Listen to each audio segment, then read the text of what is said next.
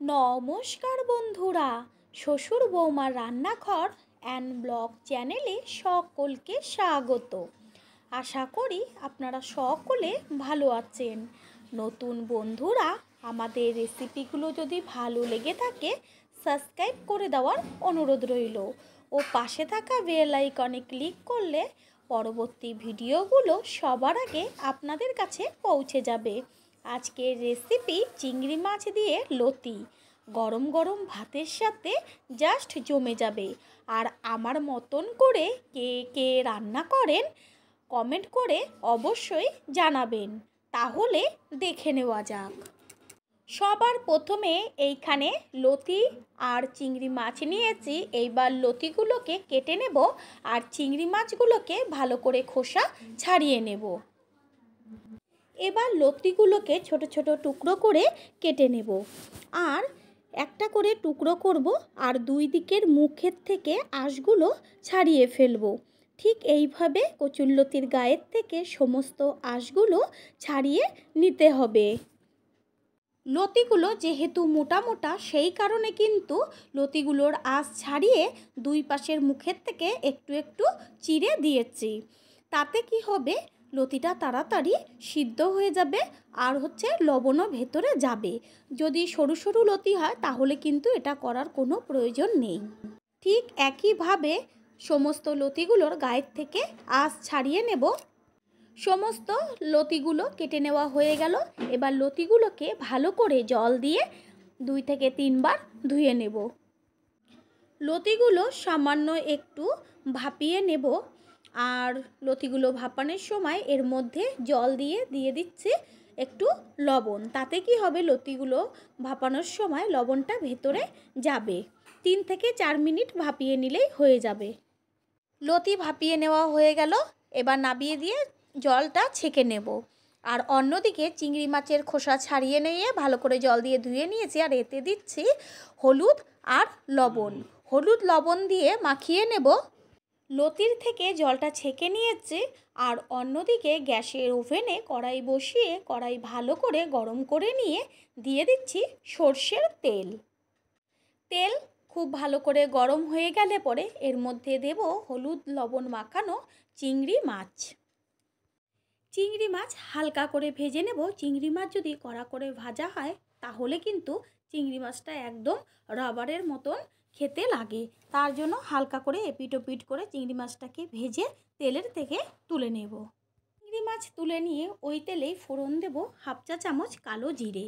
আর তেলের থেকে সুন্দর একটা ভাজা গন্ধ বেরোলে দিয়ে দিচ্ছি কুচিয়ে নেওয়া পেঁয়াজ। পেঁয়াজের পরিমাণটা একটু বেশিই দেব। এখানে 3টে পেঁয়াজ কুচিয়ে নিয়েছি। পেঁয়াজটা মজে আসার জন্য দিয়ে দিচ্ছি পরিমাণ অনুযায়ী লবণ। লবণ দিয়ে ভালো করে মিশিয়ে নেব আর পেঁয়াজটা কিন্তু একদম লাল লাল করে ভেজে নেব। আর পেঁয়াজ ভাজা হয়ে গেলে এর মধ্যে দিচ্ছি 1 চা চামচ রসুনের পেস্ট আর 1 চা চামচ আদার পেস্ট। রসুন ও আদার পেস্ট দিয়ে ভালো করে মশলাটা ভেজে নেব যতক্ষণ পর্যন্ত কাঁচা গন্ধ না যায়। আদা ও রসুনের সুন্দর ভাজা গন্ধ বেরোলে দিয়ে দিচ্ছি ছোট চামচের 1 চা চামচ ধনের গুঁড়ো আর ছোট চামচের 1 চা চামচ জিরের গুঁড়ো, কালারের জন্য হলুদ গুঁড়ো আর কাশ্মীরি লঙ্কার গুঁড়ো দিয়ে সব কিছু একসাথে ভালো করে মিশিয়ে নেব। আর মশলাটা যেন পুড়ে না যায় তার জন্য দেব কুচিয়ে নেওয়া টমেটো।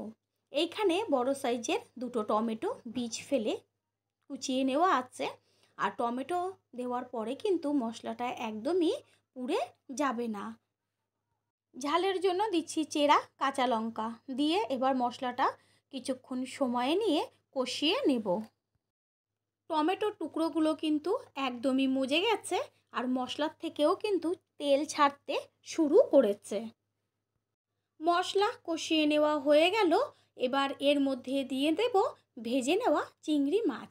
চিংড়ি মাছ দিয়ে 2 মিনিট মতন মশলার সাথে চিংড়ি মাছটাকে কষাতে হবে।